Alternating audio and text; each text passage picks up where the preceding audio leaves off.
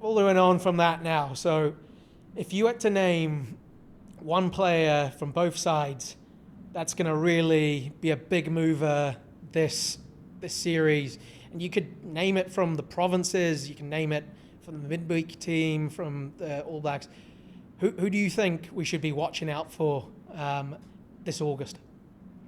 Yeah, I mean, for me, on the Springboks, it is de Villiers. I think it's going to be super interesting to see what they do with Khaleesi and his integration back into the team, given that de Villiers has been so strong. And a lot of that will ride around the performance of the first test. The first two tests for me, I think we'll see what selections they make, what influence that has if the results don't go their way. Because as we know in Test rugby, things can change very quickly, and 1 minute you're flying high, next minute you've lost two on the bounce, and everyone's calling for names and people to be cut. So that's going to be a very interesting selection piece, and so de Villiers would be mine for the Springboks. And for the All Blacks, I'm actually going to be very interested to see what they do at 13 with Quinn Tupaea. I think Quinn Tupaea has all of the elements to be just like Jesse Creel and be a world-class 13, and now he kind of gets his opportunity against the best in the world to show everyone exactly what he's made of at this level. And he's been there or thereabouts for a while, but if he has the series that I think he's going to have, then he could easily surpass Jesse Creel as being the premier number 13 in the world by the end of the series if he was to play to his full potential. And it's going to be a big part of how our attack succeeds, is how Quinn Tupaea plays in that 13 role. Because Geordie Barrett's been playing phenomenally well. Ruben Love is going to have Cam Roigard and Barrett outside him, but he could put that final piece of the puzzle, and that All Blacks backline would be electric. Quinn's been... You got to remember, he's barely played 13. He's always played... I think he's had a couple games on the wing for the Chiefs, but he's at 12 primarily. So he only really got his opportunity at 13 for a couple games last year, while Geordie Barrett was still there, but then obviously he got injured, so he moved back in to 12. He's in the infancy of his... Because I think 12 and 13, very different positions, contrary to what people believe. Like, you're the defensive leader at 13. And I'm interested to see how that evolves with their defense, if he can become an integral leader to their defense. But also, man, like, the skill set of Quinn Tupaea is absolutely phenomenal. Like, he jackals the ball as good as a 7 does. His hands are phenomenal. Did you see that that quick offload? I think first one in the French test, where before Peter Larkai's try, the quick hands off the quick ball that they got, and then the one against Ireland for Mackenzie's try.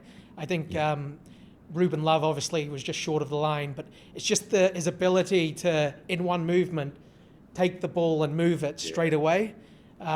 He's got incredible skill set, and I agree with you. He could be a big mover in this series. You could be talking about him as one of the best 13s in the world by the end of this year if he does what we think he's capable of. I'll add another name to the mix as well. How good was Ethan de Groot in July? Like, his skill set's gone to another level. Just his ability to get the ball out the back to the boot so fast. Sometimes I'd blink and miss it, man. He's got an incredible skill set, but it's a big challenge for him this month against a Springbok scrum.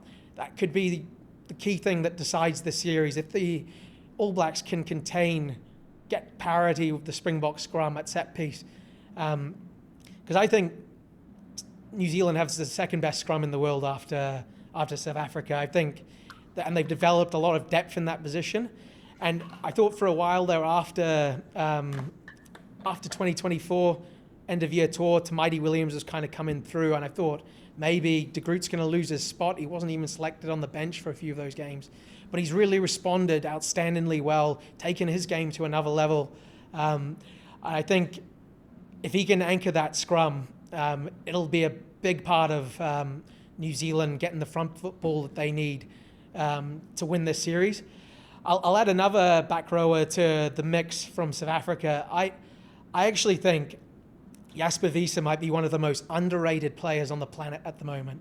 The first few years of his career, I thought he was too ill-disciplined. He was so prone to a yellow or a red card. He could do it for Leicester really well. Great at club level going forward, and pretty good at the breakdown. But in this last season, I think Razzie must have had a word with him since he got that red card last year against Italy, because he's really tightened up that discipline in his game. And I don't think there's any player on the planet I would rather not tackle than Jasper Wiese. He is so powerful, so gnarly, like even more so than even Dwayne Vermeulen was. Like he has this brilliant center of gravity on attack and defense. He's brilliant over the ball. I think he's very, very quietly become a pivotal player for them. And I also think the gap down to the next guy has suddenly emerged in this Nations Championship, because they picked Evan Roos there, who's now not being selected for the series. Cam Hannigan played against England, but you can see he's very raw. He's got all the makings of a really good number 8, but he still needs to work on his discipline like Wiese did himself. If they lose Jasper Wiese, I think it would be a bigger blow than people realise to the Springboks. Yeah, I mean he's added a bit of maturity to his game, and that's the difference in discipline. Discipline more often than not comes with maturity and people feeling comfortable in the way that they play the game, to know that they don't have to try that little bit too hard, to force that penalty, to force the line speed, to do something off the ball that isn't required, like neck rolls. Everyone knows now that they're being watched by hundreds of different cameras.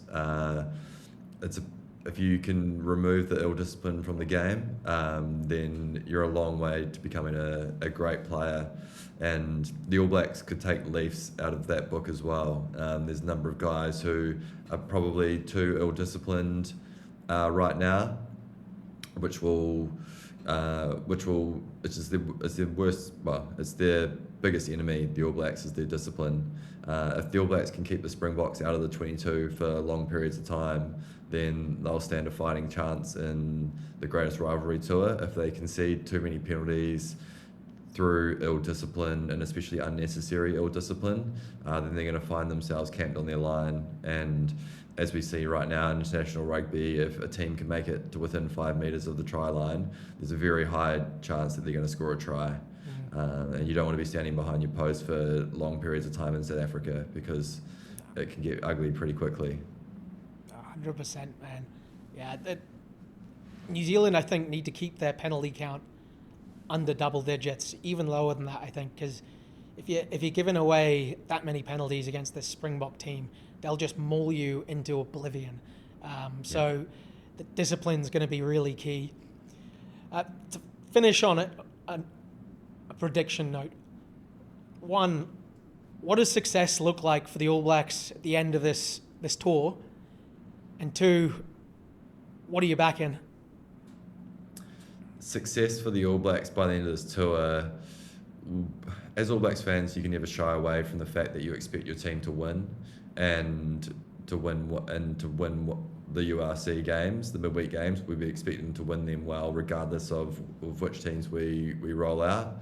I think it's pretty good for us to. Success will be having a clear idea of who our top side is by the end of this tour. I think at the moment there's still some question marks in key positions, and it's a great opportunity to test yourself against the best of the world and iron those questions out. And I think success looks like winning the series. Yeah, New Zealand's got to look to win the series. They've got to look to jump the start. And try and get the first win away and put something to the South Africans that they haven't seen for a while, which is a loss and a decent loss on home soil. No one's done it since the Wallabies last year, but it proves that it can be done. And Yeah, I think my prediction for the series is 3-1 to the All Blacks. Yeah, I believe they can. I believe they can do it in the first test, which I think will invite a reaction, and I think that they can win both of the Johannesburg tests, the one at Ellis Park and the one at FNB, and when all things go to Baltimore, yeah, get the job done 3-1. Yeah. Dave Rennie 75% all the time. Very consistent. Yeah, I there's something in I there. I take another approach to it. I think this tour it has huge meaning, obviously. But the pinnacle is still the World Cup. Dave Rennie, I think, he's got 6 cracks at South Africa before next year's World Cup. We all know where the roads are leading to. This quarterfinal in Sydney. Somehow World Rugby have managed to put the number 1 and 2 team in the world once again on a collision course in a quarterfinal.